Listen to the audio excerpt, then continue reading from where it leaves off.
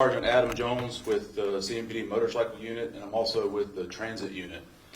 So to answer your question, we did have an incident yesterday that was very tragic. Two brothers were mourning the loss of another brother who had been struck last week by a CATS light rail train. Their brother was driving across Hebron when he was struck by the train and killed. Again, that was last Monday evening. This week, they had been memorializing their brother on the 1 week anniversary of his death. And they were conducting a memorial out by the site where he was killed.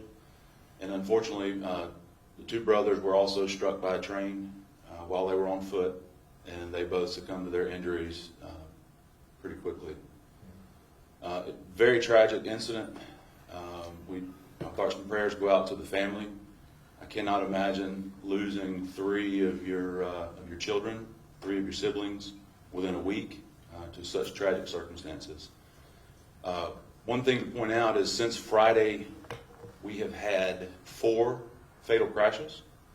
In those 4 fatal crashes, there have been 6 total victims. And in every single one of those incidents, there has been a level of impairment involved.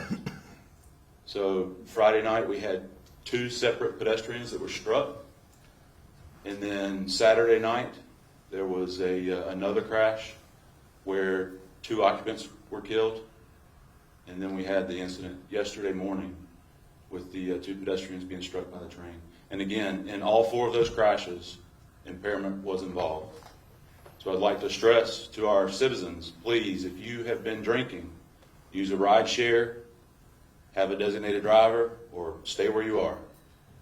That has been a serious issue that we've been dealing with, and our DWI task force is trying to address it, but it comes to the citizens. We have to take a role in this as well, okay? If you have been drinking, please do not drive. Back to the Lynx accident.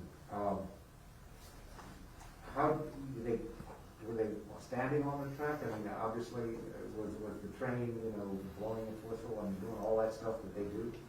So through our investigation and with our partnership with CATS, we have video evidence that suggests that the victims were standing on the tracks when they were struck.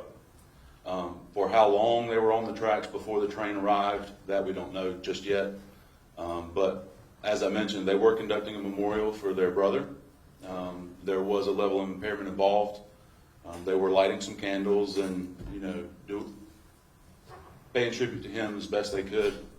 On the tracks, however, when the train approached the intersection, everything appeared to be working appropriately. All of the safety features that CATS has in place as far as the crossing arms, the lights, the horns, everything appeared to be working correctly when the incident occurred. But they were on the tracks.